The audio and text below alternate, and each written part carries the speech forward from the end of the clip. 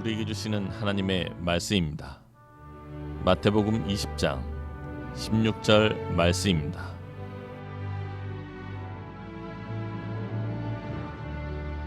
이와 같이 나중된 자로서 먼저 되고 먼저 된 자로서 나중되리라.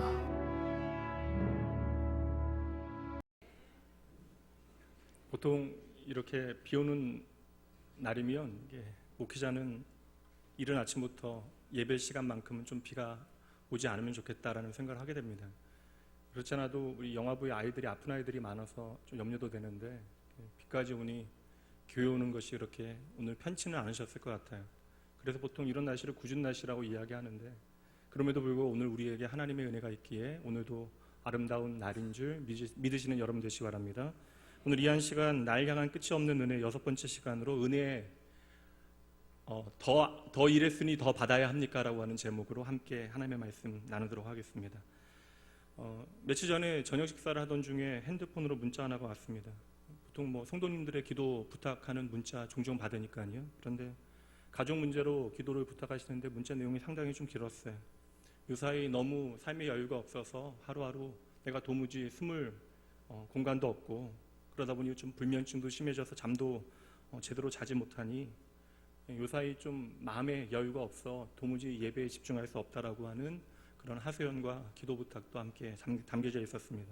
근데 그날 또 점심에는 가족을 떠나 낯선 서울에 올라와서 참 힘들 때에 낙원교회에서 예배하면서 그 시간들이 너무나 행복했다고 그렇게 감사하는 그런 문자에 흐뭇했는데 누군가는 이곳에서 예배하는 게 너무나 행복한 사람이 있는 반면에 또 어떤 사람은 인생의 근원적인 곳에서 오늘을 참으로 힘겹게 하루하루 살아가는 사람들도 있다라는 것이죠.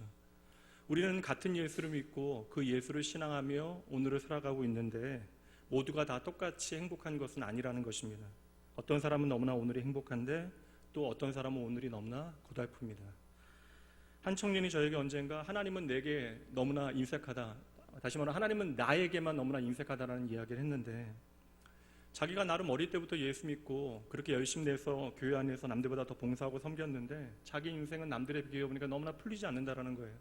충분히 가능한 이야기입니다. 그래도 그러한 고민 가운데 세상 가운데 긴 방황을 시작할 수 있는데 그럼에도 불구하고 목회자에게 와서 그러한 고민을 털어놓고 푸념하는 것은 참으로 감사하다는 생각도 들어요.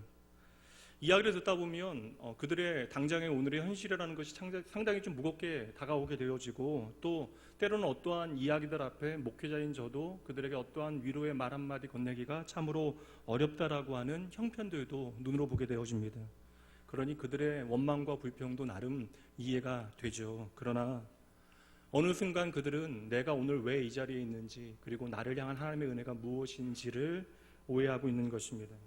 그리고 나는 의도하지 않았지만 어느새 하나님의 은혜를 값싼 은혜로 만들어내고 있는 것이죠. 성도 여러분, 아무리 힘들어도 잊지 마셔야 돼요. 하나님은 우리의 수고와 헌신을 대가로 우리에게 은혜를 주시는 분이 아니십니다. 저는 모든 인생이 각자의 속도대로 하나님을 향하고 있다라고 믿습니다. 그렇게 나를 향한 하나님의 계획에는 하나님의 나름의 속도와 방향이 있는 것이죠. 근데 문제는 무엇이에요? 우리가 이 하나님의 속도와 방향에 대하여 불만이 있는 것입니다. 그러다 보니 하나님의 인도하시는 방향과 속도에 대하여 내가 믿지 못하고 나의 조급함과 분주함에 내 열심으로 하나님보다 나도 모르게 저만치 앞서서 달려가고 있는 것이죠. 그래서 무언가를 이루어낸 것 같고 또 내가 열심을 다해서 내 삶을 살아낸 것 같은데 내 삶의 텅 빈 공간은 많아지고 내 마음의 기쁨과 평안이 어느새 사라지게 되어집니다. 여러분, 오늘 저와 여러분이 이 자리에 있는 이유를 기억해내셔야 합니다. 저와 여러분이 어느새 내 삶에서 하나님의 은혜를 뜨문뜨문 그리고 그 하나님의 은혜를 값싸게 바라보고 있다면 오늘 저와 여러분이 싸워야 하는 믿음의 싸움은 하나님의 은혜를 귀하게 얻으려고 하는 싸움이어야 합니다. 오늘 우리에게 허락하신 하나님의 은혜가 무엇인지 우리가 함께 살펴보기 위해 오늘은 말씀에 등장하고 있는 삶이 참으로 팍팍하고 고된 한 남자에 대한 이야기로부터 오늘 말씀을 한번 시작해 보려고 해요. 이 남자는 한때는 잘 나가는 엔지니어로 나름 많은 연봉의 돈을 벌며 일을 하고 있었는데 경기가 너무나 좋지 않아서 지금은 일을 그만두고 하루 벌이로 생계를 꾸려나가는 일용직 노동시장에 자신을 던지게 되어집니다. 그럼에도 책임감이 강한 이 남자는 비 오는 휴일임에도 불구하고 혹시나 싶어 조금 더 일찍 일어나, 평소보다 일찍 일어나 행여 잠들어 있는 아내와 아이들이 깰까 조용히 집을 나와 일거리를 나누어주는 인력 시장을 향하게 되어져요. 그리고 참으로 다행스러운 것은 가장 먼저 도착하여 일자리를 얻게 되어집니다. 그래도 오늘 저녁에는 가족들과 삼겹살이라도 구워 먹을 수 있게 되어진 것이죠. 그렇게 오늘 하루 일하게 되어진 곳은 인근에 있는 농장이에요. 게다가 오늘은 포도를 수확하는 일을 하게 된다고 합니다. 주인으로부터 들은 이야기가 다른 날보다는 오늘 더 많은 일당을 준다고 하니 이내 이 남자는 참으로 행복해져요. 그렇게 농장에 도착한 시간이 오전 7시, 자기 말고는 다른 사람은 하나도 없습니다. 이 많은 일을 자기 혼자 해야 한다라고 하는 사실이 걱정도 되어졌지만 그래도 나름 제대로 일해볼 마음을 먹어요. 휴일에 일하게 된 것만 해도 정말로 기적과 같은 일이라고 생각했기 때문입니다. 오전 9시가 되어지자 어디서 몇 명의 사람들이 들어옵니다. 농장 주인이 홀로 일하는 나를 생각해서 사람들을 좀 더 불러온 것 같아요. 이제 조금 더 수월하게 일을 할 수 있을 것 같습니다. 마음 좋은 주인이 고맙기까지 해요. 오전 11시, 이제 1시간만 더 일하면 아침도 먹지 못하고 나왔는데 이제 줄임배를 채울 수 있게 되어집니다. 그런데 그때 또 어디선가 사람들이 들어옵니다. 주인이 일꾼 몇을 더 데려온 것입니다. 이 농장의 주인은 참 마음이 너그러운 사람인가 봐요. 이렇게 일할 사람들이 충분함에도 불구하고 일하는 자신들을 생각해서 일꾼들을 넉넉하게 채워줍니다. 그러고 보니까 일하는 모든 사람들의 얼굴이 밝고 행복해 보여요. 점심 잘 먹고 어렵지 않게 오후 일을 하다 보니까 어느새 날이 저물어 갑니다. 이제 조금만 더 일을 하면 이제 기다리던 일당을 받게 되어져요. 근데 그 순간에 어떠한 사람들이 또 들어오게 되어져요. 이제 일이 마무리되어져야 하는 그 시간에 일을 하기 위해서 어떠한 사람들이 들어온 것이죠. 여하튼 그렇게 시간이 흘러가고 드디어 농장 주인이 일을 끝마칠 시간이라고 이제 일당을 나누어 주겠다고 나중에 온 사람부터 줄을 서라라고 이야기합니다. 그런데 가장 나중에 온 사람, 채 1시간도 일하지 못한 사람에게 자신에게 주기로 한 일당 20만 원을 건네는 것입니다. 자기보다 반나절은 늦게 일을 시작한 사람들이 20만 원을 받는 것을 보게 되어지니 갑자기 기분이 이상해집니다. 그렇다면 아마도 나는 저 사람보다 더 많은 일을 했으니 약속된 일당보다 더 많은 일당이 주어질 것이라고 하는 기대를 가져봐요. 그렇죠. 절대 같은 일당을 받을 수는 없는 법입니다. 근데 일이 기대와는 달리 이상하게 흘러가기 시작해요. 그 남자보다 2시간 늦게 온 사람들도 똑같이 20만 원을 받은 것입니다. 그리고 드디어 남자의 차례입니다. 주인이 말해요. 오늘 하루 정말 수고 많으셨습니다. 제가 당신에게 약속했던 20만 원의 일당을 드립니다. 그러자 이 남자는 이내 이글이글 타오르는 눈빛으로 농장 주인에게 화를 쏟아냅니다. 어떻게 저도 똑같이 받는단 말입니까? 이런 경우가 어디에 있습니까? 오늘 본문의 이야기죠. 아침 일찍 일을 하게 되어진 사람, 말씀에 등장하는 대로 이야기하면 먼저 된 사람들은 인력 시장에 나오자마자 운 좋게 일을 얻게 되어진 거예요. 물론 건강하고 다부진 체격에 빛나는 눈빛 가지고 똘망똘망하게 그렇게 서 있으면, 게다가 일에 대한 경험도 있다고 하면 뽑혀갈 수 있는 확률은 확실하게 높아지긴 할 것입니다. 그런데 아침에 일을 하기 위해서 나올 때만 해도 내가 그저 오늘 하루 일만 해도 다행이다, 감사하겠다 생각했는데 다른 사람들은 그대로 있는데 내가 먼저 뽑혀가는 것을 확인하고는 이내 나를 불러준 주인의 마음보다 나의 능력과 자격에 만족하게 되어지는 것이죠. 다시 말하면 나는 충분히 이렇게 먼저 뽑혀갈 만한 자격이 있다라고 생각하게 되어진 것입니다. 그런 생각에 어느새 내 상황이 억울하게 느껴지고 불공평하다라고 화를 내게 되어진 것이죠. 여러분, 오늘 말씀은 그저 하루의 노동시장에서 벌어지는 그러한 일용직 노동자에 대한 말씀이 아니에요. 오늘 말씀은 바로 하나님의 구원에 대한 말씀이고 저와 여러분의 생명에 대한 말씀입니다. 그리고 오늘 우리가 어떻게 하나님의 은혜를 오해하고 있는가를 적나라하게 있는 그대로 가감없이 보여주고 있는 것이죠. 여러분, 오늘 우리가 이 자리에 어떻게 있게 되어졌습니까? 오직 하나님의 은혜로 예수 그리스도의 십자가를 통하여 부름받아 하나님의 자녀 성도라고 하는 이름으로 존재하는 저희들은 그럼에도 불구하고 오늘 말씀에 이른 아침의 일꾼과 같은 자기 착각에 빠지게 되어집니다. 그리고 이러한 사람들은 특징이 비슷해요. 자기를 알아주지 않으면 쉽게 삐집니다. 내가 저 사람보다 먼저 왔다라는 것이죠. 그리고 더 많은 일을 했으니 더 많은 보상을 받는 것이 합당하다라는 것입니다. 그러니 늘상 하나님의 은혜에 대해서 입으로 고백하긴 하지만 내 삶에는 하나님의 은혜에 대한 감사보다 자기의 수고와 공로가 앞장서게 되어지는 것이죠. 그러니 당연히 다른 사람들이 나를 알아주지 않으면 화가 나는 것입니다. 그리고 나보다 뒤늦게 온 사람들의 열심을 마주대하게 되어지면 언제나 굴러온 돌, 박힌 돌 이야기를 꺼냅니다. 하나님의 은혜는 잊혀져도 결코 나의 수고는 잊혀져서는 안 된다라고 생각하는 것이죠. 전에도 한번 나눈 적이 있는데 이민 목회를 하시는 선배 목사님께서 사역하시는 교회에서 남자 성도님 두 분이 좀 다툼이 나셨대요. 나이가 좀 있으신 분과 50대 초반에 성도님이 다툼이 벌어졌는데 하시는 이야기가 그러면 안 되는데 하시는 이야기를 들으니까 너무나 재미있더래요. 한참 말다툼을 하시다가 그 나이가 많으신 교회에 오랫동안 다니신 그 성도님께서 교회 나온 지 얼마 안 된 분에게 이런 식으로 말씀을 하시더래요. 말을 바꿔보면 이런 식입니다. 내가 이 교회에서 성찬 때 포도주를 얼마나 많이 마셨는 줄 아느냐? 1.5리터짜리 몇 병은 될 거다. 이제 고작 바카스 한 병도 마시지 못한 사람이 어딜 나서느냐? 뭐 그런 이야기예요. 우리식으로 바꿔보면 어떻게 될까요? 내가 이 낙원교회에서 국수를 얼마나 먹었는지 아느냐? 뭐 교회 국수가 맛있긴 하죠. 오늘 방문하신 분들도 날도 굳은데 따뜻한 국수 드시고 가세요. 제가 그 교회에서 벌어진 그 포도주 사건을 정확하게 정리해 드립니다. 적어도 그렇게 화를 냈던 그분은요, 예수 그리스도의 보혈을 맛본 것이 아니라 그냥 포도주만 마신 거예요. 지금 무엇인가를 크게 착각하고 있는 것입니다.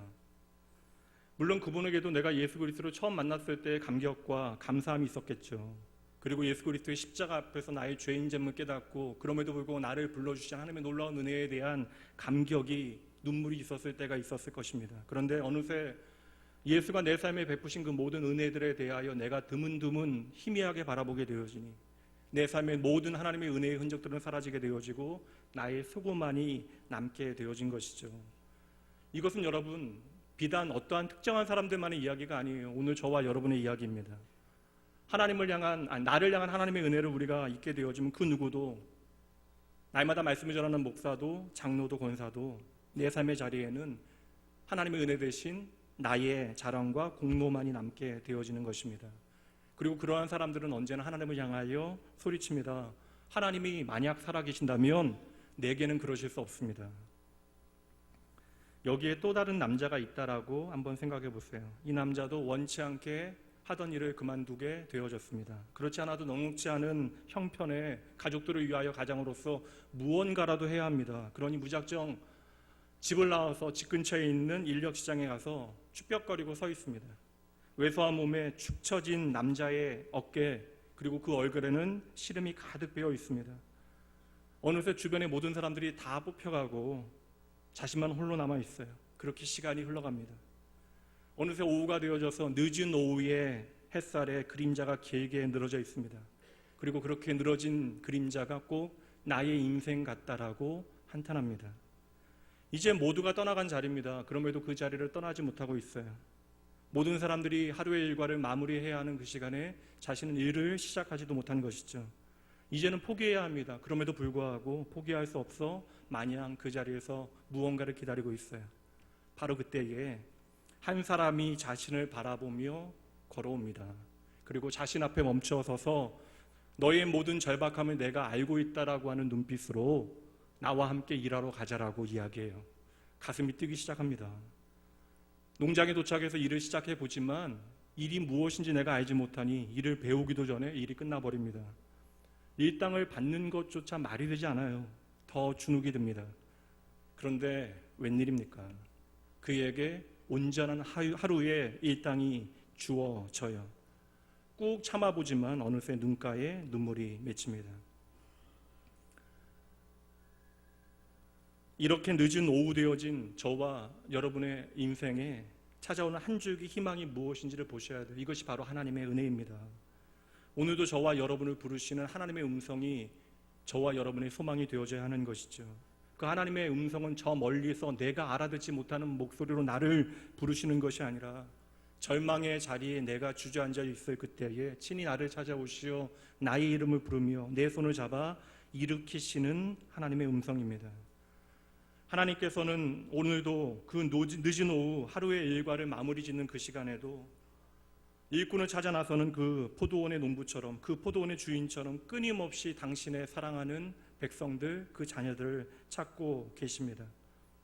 하나님이 오늘 우리를 찾고 계신다는 것이 가장 중요한 사실이죠. 자랑할 것이 없는, 그래서 혹 인생에 부끄러움밖에 남지 않았다 할지라도 절박한 심정으로 그저 내 자리를 버티는 것이 나의 마지막 선택이고 꼭 오늘이 마지막인 것과 같은 절망의 벼랑 끝에 몰린 사람에게도 하나님께서는 변함없이 그 인생을 찾아가시고 그분의 나라를 임하게 하십니다. 성도 여러분, 그럼에도 오늘 우리는요 계속 나에 대해서 이야기해요. 오늘 예수님께서는 자기의 의지와 노력과 내가 행한 일들에 대하여 자랑하고 하나님의 구원을 그렇게 해석하는 사람들에게 진정 하나님의 구원이 어떻게 우리의 삶에 임하게 되어지는가를 말씀해 주시는 것입니다. 그리고 오늘 예수님께서 왜 버려진 인생들과 함께 하시고 그들의 친구가 되어 주셨는가에 대한 답을 들려주시는 것이죠. 더 정확히는 왜 예수님께서 오늘 이 자리에 있는 저와 여러분을 사랑하시는가에 대한 대답을 해 주시는 것입니다. 희망이 없는 삶의 자리에서 버려진 인생을 살아가는 사람들, 모든 사람들이 멸시하고 또한 그들을 무시하는 삶의 자리에 있었던 모든 이들이 예수님과 함께 지금 먹고 마시고 있고 어떠한 사람들은 지금 그러한 예수님을 힐난하고 비웃고 있습니다. 그 모든 사람들을 향하여 주님께서 하시는 말씀이 마태복음 9장 13절 말씀이요. 뒷부분 봅니다. 나는 의인을 부르러 온 것이 아니라 죄인을 부르러 왔노라.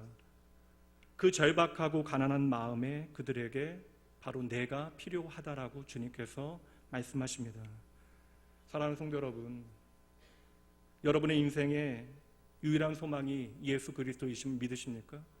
여러분 예수 그리스도의 그 이름이 이 땅의 마지막 소망임을 믿으십니까? 하나님을 떠나 아무런 소망이 없는 늦은 오후의 인생 같은 이 절망의 땅에 하나님께서는 새로운 소망을 주시기 위하여 이 땅에 예수 그리스도를 보내신 것입니다. 그렇다면 여러분, 내가 조금 일찍 부름을 받았다라고 해서 그것을 통하여 다른 사람과 나를 비교하고 구분하는 것은 얼마나 어리석은 일이 되어지는 것입니까? 그리고 늦게 온 그들과 내 삶을 비교하여 우리가 억울할 필요도 없는 것이죠. 제가 성도님들과의 그런 대화 가운데 농담처럼 듣게 되어지는 이야기 가운데 가장 어리석은 이야기가 바로 이것입니다. 기왕이면 내가 죽기 전에 예수를 믿었더라면 더 좋았을 텐데 죽음조차도 내가 책임질 수 있다고 하는 교만이죠. 여러분, 내가 하나님의 은혜 가운데 부름받아 주의 그 포도원에 들어간 것이 얼마나 은혜인 것을 모르는 것이죠. 그러한 분들은 마치 예수님께서 십자가에 달리실 그때에 그 우편에 달려 있었던 강도가 마지막 순간에 예수를 믿고 죽은 것을 부러워하는 자와 마찬가지입니다. 그러나 여러분 아세요? 그 사람은 인생의 마지막 순간에 예수를 만난 것이 아니라 그 사람은 예수를 처음 만나자마자 예수를 믿었던 것입니다. 내가 포도원에 있다라는 것, 내가 그 포도원 안에 주인과 함께 한다라고 하는 것, 이제는 내 인생의 주인이 바로 하나님이시라는 거예요. 이제 저와 여러분의 인생을 책임지시는 분이 여호와 하나님이시라는 것입니다. 이제는 나를 위하여 죽으신 예수 그리스도를 나의 눈으로 보고 그분과 동행한다라는 것이죠. 어찌 보면 모든 것이 끝장난 내가 인정하는 것이 중요한 것이 아니라 하나님의 시선으로 어떠한 소망이 없는 저와 여러분의 삶에 예수님께서 친히 찾아오시어 이제 예수님께서는 십자가에 죽고 부활하심으로 저와 여러분의 삶에 새로운 시작을 열어놓으신 것입니다. 그리고 오늘도 저와 여러분을 향하여 다시 시작할 수 있다라고 말씀해 주시는 것이죠. 그렇다면 여러분, 내가 지금 주님과 함께 있어요. 그리고 주님과 함께 땀 흘리며 일할 수 있다라고 하는 것이 얼마나 놀라운 은혜이며 얼마나 감당 못할 축복인가를 우리는 결코 잊어서는 안 되는 것입니다. 여러분, 이 하나님의 놀라운 은혜를 잊지 않는 사람이 팍팍한 오늘의 현실도 하나님의 나라를 맛보며 이겨낼 수 있게 되어지는 것이죠. 그리고 그러한 사람은 오늘 환경에 매이지 아니하고 세상이 알 수 없는 기쁨과 하나님을 향한 감사가 흘러넘치게 되는 것입니다. 적어도 여러분, 이 자리에 있는 저와 여러분, 예수님 때문에 내가 왜 행복한가에 대한 분명한 이유를 붙들어야 하는 사람들입니다. 그리고 오늘 우리가 이 자리에 있다는 것은 이미 내가 하나님의 은혜 가운데 일찍이 포도원에 들어갔다라는 것이죠. 다시 말하면 우리의 인생의 중심에 바로 예수 그리스도께서 함께 하신다라는 것입니다. 그렇다면 여러분, 혹 여러분의 생각에 내가 꼭 오후 5시에 더 이상 어떠한 소망도 없는 인생의 자리에 서 있다 할지라도 그럼에도 내 인생에 함께 서 계신 하나님 결코 잊으시면 안 돼요. 하나님의 은혜는요, 나의 공로로 받게 되어지는 상급이 아닙니다. 그저 하나님께서 우리에게 베푸시는 선물이에요. 그러므로 오늘 우리가 하나님의 나라를 살아가게 되어진 것은 내가 수고하여 얻어낸 것이 아니라 은혜로 하나님께서 내게 거저 주신 것입니다. 이 변함없는 복음은 오늘 이 시간 이 자리에 있는 우리 모두에게도 동일합니다. 낙심과 고단한 일상 가운데 어떠한 소망이 없다 여겨질 그때에도 하나님께서는 기꺼이 저와 여러분의 소망이 되어 주시겠대요. 그리고 마지막까지 우리에게 새로운 기회를 주십니다. 심지어 세상의 모든 사람들이 이제는 끝이라고 더 이상 어떠한 소망도 남아있지 않다라고 이야기할 그때에도 여러분, 하나님께서는 결코 저와 여러분을 포기하지 아니하십니다. 바로 이 사실로부터 여러분의 인생을 다시 시작하셔야 되는 것이에요. 도리어 때때로 내 인생에 아무도 나를 찾아주지 아니하고 그래서 오늘 말씀에 마지막에 부름받은 사람과 같이 늦은 오후와 같은 인생을 내가 살아간다 할지라도 여러분 결코 잊지 마셔야 합니다. 그 순간에도 하나님은 언제나 우리와 함께 하십니다.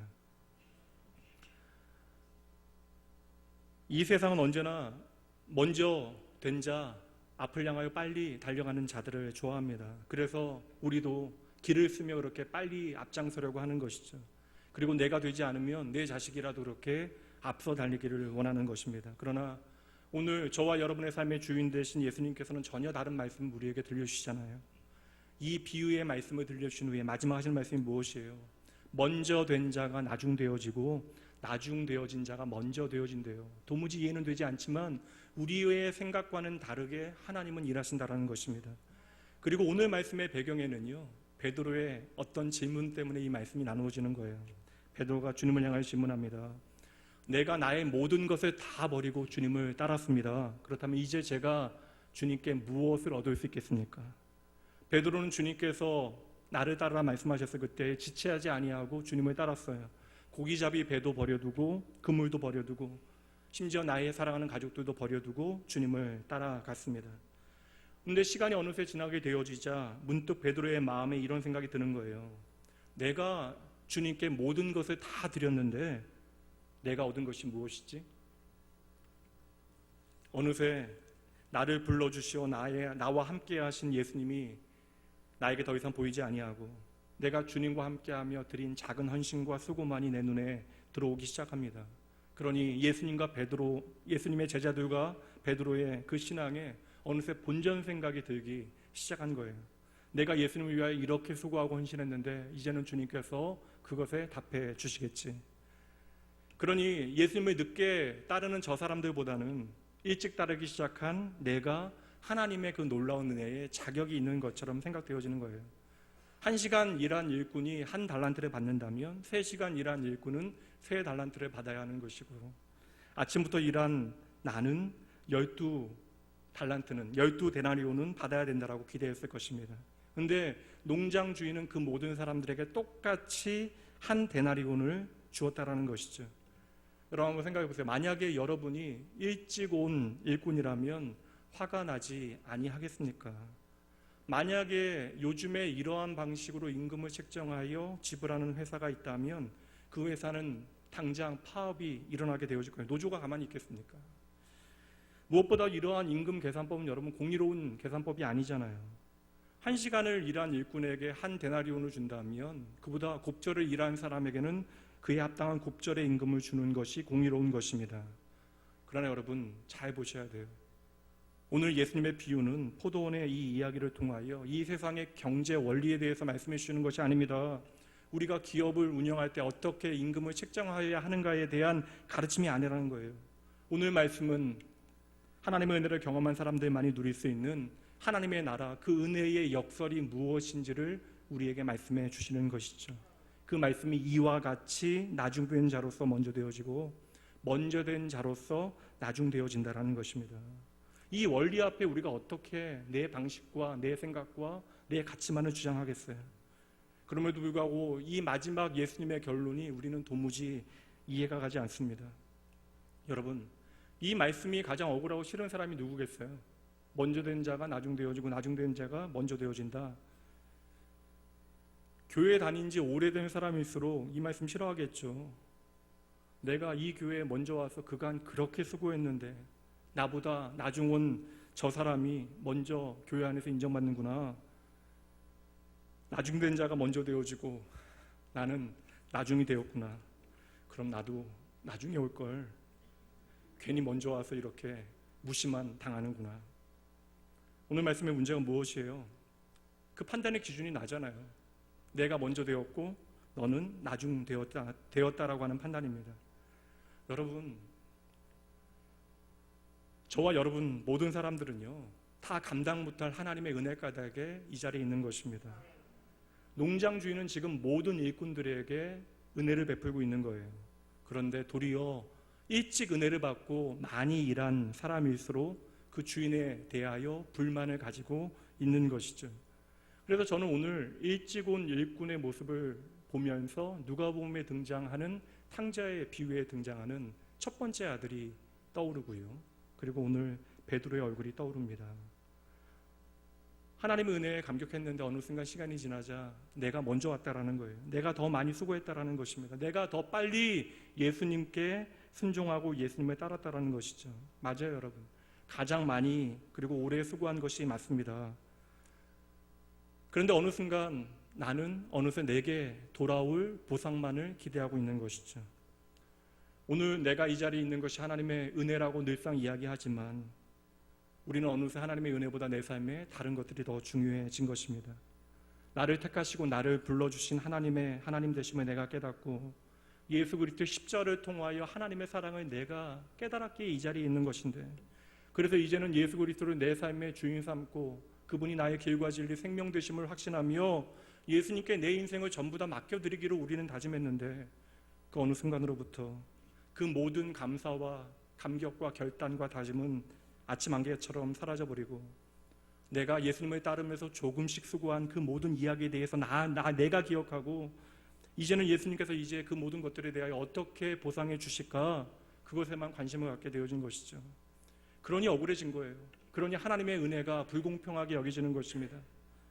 내 헌신의 대가가 만들어내는 그 어떤 보상이 내 가장 중요한 관심이 되어졌기 때문입니다. 베드로는 분명 먼저 되어진 자입니다. 그러나 그 먼저 나를 부르신 하나님의 은혜보다 내가 먼저였다라고 하는 사실에만 집중하니 도리어 그의 삶의 은혜가 사라지잖아요. 그렇게 하나님의 은혜가 그의 삶에 사라지게 되어지니 무엇이 보여요? 나의 봉사와 헌신이 더 크게 보이고 하나님의 은혜는 너무나 작게만 보이는 것입니다. 이렇게 정신없게 빠르게 달리는 사람들에게는 주변을 살필 만한 여유가 없는 것 같아요. 다른 사람들보다 내가 앞서는 것에만 나의 온통 모든 신경을 빼앗기게 되기 때문에 그러합니다. 그러니 내가 오직 결승점을 통과하게 되어지는 그 순간을 바라보고 우리가 정신없게 달려가면 우리의 주변에 허락하신 하나님의 은혜가 무엇인지를 우리는 다 놓치게 되어질 것입니다. 나에게 주어진 귀한 믿음의 사람들, 그들의 삶의 이야기를 듣고 나눌 시간이 우리에겐 도통 없는 것이죠. 나의 목적은 그들보다 빨리 1등으로 그 결승점을 통과하는 것이 유일한 목적입니다. 여러분 잘 보세요. 먼저 부름받은 예수님의 제자도 어떠한 사람입니까? 세상적인 기준으로 이야기하면 가장 나중되어진 사람들이 바로 예수님의 제자들. 세상에서는 결코 그들이 먼저 앞서 달려간 적이 없는 사람들, 많은 재물을 갖지 못한 사람들, 높은 자리에 앉지 못했던 사람들. 그래서 그들에게는 우리가 오늘 부러워할 만한 그 어떤 것도 가지지 못한 이들이 바로 예수님의 제자들입니다. 물론 예수님의 제자들 중에서도 예전에는 앞서 달렸던 사람들이 있어요. 많은 돈을 벌었던 세리도 있었고 또 여러 척의 배를 가지고 해운 사업을 하였던 사람들도 있습니다. 그들은 예전에는 분명 다른 사람들보다 앞서 달렸던 사람들이죠. 그러나 그들이 예수님을 생명으로 만나게 되어지자 그분을 따르게 되어지며 모든 것들을 내려놓게 되어집니다. 그리고 예수님과 함께 내가 걸어가기 위하여 앞서 달리는 삶을 포기하게 되어졌던 것이죠. 다시 말하면 세상 속에서 내가 먼저 달려가는 것이 인생의 목적이었던 사람들이 이제는 스스로 나중되어진 사람이 되어져서 천천히 가고 있다는 거예요. 그런데요, 예수님께서는 이렇게 스스로 나중되어진 제자들을 먼저 된 자로 세워내셨다라는 것이죠. 여러분, 그러므로 반드시 기억하셔야 합니다. 반드시 마지막 때에 우리의 삶에는 인생의 역전이 일어납니다. 이것은 세상의 기준이 중요한 것이 아니에요. 오직 하나님의 판단만이 우리의 삶을 평가할 것입니다. 그때 도리어 앞서 달리던 사람들이 나중되어진 자들 앞에 엎드려지게 되어질 것입니다. 그리고 주님과 함께 나중되어졌던 자들은 하나님의 영광의 보좌에 함께 앉게 되어질 거예요. 제자들은 예수님 때문에, 그 주님과 함께하는 기쁨 때문에 나의 모든 것들을 포기했어요.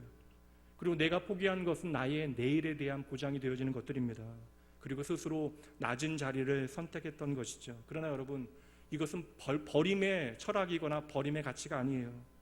그들의 그 모든 포기는 버림으로 끝나지 않습니다. 그들은 도리어 그 모든 것들을 내려놓음으로 하나님의 나라를 기업으로 상속하게 되어진 것이죠.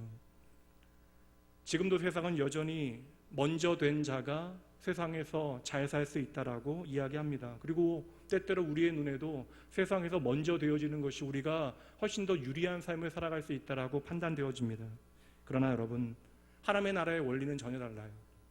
세상에서 먼저 되어진 자가 나중 되어진대요. 그리고 세상에서 나중 되어진다 할지라도 먼저 되어질 수 있는 방법이 있다라는 것입니다.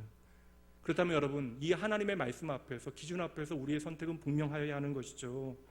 기쁨과 감사함으로 하나님을 향한 믿음 가운데 우리는 기꺼이 나중되어지는 삶을 선택해야 하는 것입니다. 다른 이유 아니에요, 여러분. 이것은 우리에게 대단한 헌신과 희생을 요구하는 것이 아닙니다. 저와 여러분의 생명 되신 예수님께서 저와 여러분에게 나중되어지는 자리에 있으라 말씀하시기 때문에 그러한 것이죠. 너희의 앞날만 바라보지 말고 도리어 주변을 돌아보라 우리에게 요청하시는 것입니다. 그리고 너의 앞날은 내가 책임지겠다라고 약속해 주시는 것이죠.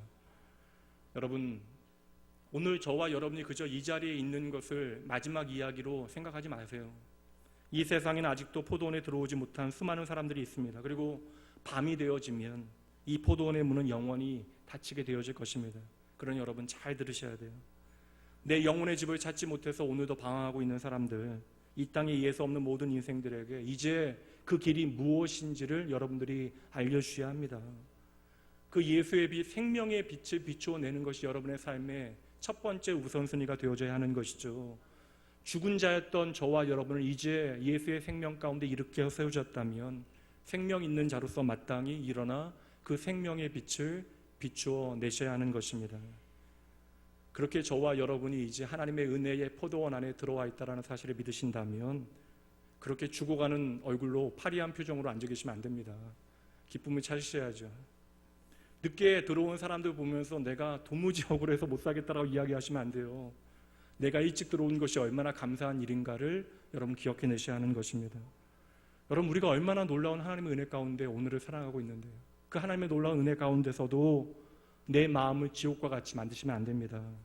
여러분, 오늘 내 마음이 지옥이 된 이유가 무엇이에요? 결국 따져보면 상황 때문이 아닙니까? 끊임없이 요동치는 그 변화하는 상황, 결코 우리를 하나님의 사랑으로부터 끊을 수 없음을 여러분 믿으셔야 돼요. 오늘 여러분의 삶에 하나님의 은혜가 무엇인지를 다시 한번 생각해 보십시오.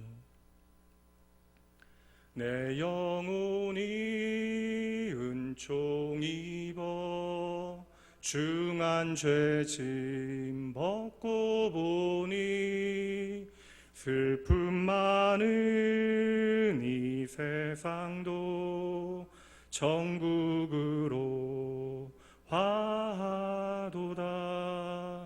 할렐루야 찬양하세. 내 모든 죄 사함받고 주 예수와 동행하니 그 어디나 하늘나라. 아멘. 여러분, 어떤 분들은 이 자리에서 오늘 내가 참 행복하다 느끼는 분들도 계실 것이고, 어떤 분들은 오늘이 참으로 힘겹고 내가 비참하다 여기는 분들도 계실 거예요. 그러나 우리가 진정 행복할 수 있는 비결이 무엇입니까? 저와 여러분이 이미 예수의 사랑 안에 있다라는 것이죠. 그래서 찬양한 대로 내 주 예수를 나의 주인으로 모시게 되어지면 그 어디나 하나님 나라가 되어지는 것이고, 우리의 마음은 바로 그리스도의 집이 되어지는 것이고, 심지어 슬픔 많은 이 세상은 천국으로 바뀌게 되어지는 것입니다. 절망과 한숨 가운데 아무것도 보이지 않는다 할지라도, 내가 사망의 음침한 골짜기에서 그 어떤 소망의 빛도 바라보지 못한다 할지라도 하나님의 나라는 이미 우리에게 임하여 있음을 믿으셔야 합니다. 이것이 바로 예수 그리스도의 십자가의 복음이에요. 그래서 예수님의 십자가에는 하나님 나라의 모든 믿음과 소망과 사랑이 담겨져 있는 것입니다. 저와 여러분을 향한 하나님의 마음, 그래서 내가 왜 십자가를 바라보아야 하고 내가 왜 그 십자가를 영원히 찬양하여야 하는가, 그 이유를 우리는 발견하게 되어지는 것이죠. 우리는 예수님의 십자가 까닭에 죽음을 붙들지 않고 이제 소망을 붙들게 되어진 인생입니다. 그러므로 이 예수님 때문에 모든 소망이 끊긴 것 같은 그 길에서 우리는 예수로 새로운 길을 걷게 되어지는 것이죠. 세상 누가 이해할 수 있겠어요? 얼마나 역설적인 진리입니까? 그러나 이 진리를 예수 안에서 깨닫고 오늘도 붙드는 사람들이 바로 예수님의 신실한 믿음의 사람들이 되어지는 것입니다. 말씀을 마칩니다.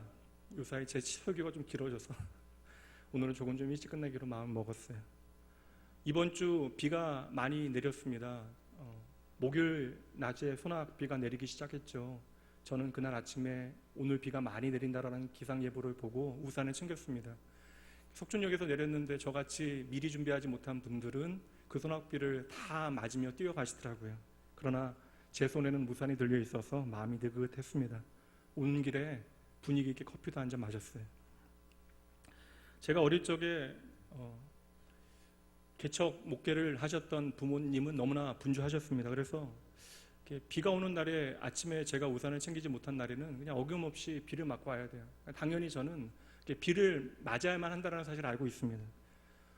그래도 부모님을 원망하지는 않았던 것 같아요. 그런데 우산을 가지고 부모님이 오지 아니하신다라고 하는 사실에 대해서는 서글프게 생각한 것 같아요.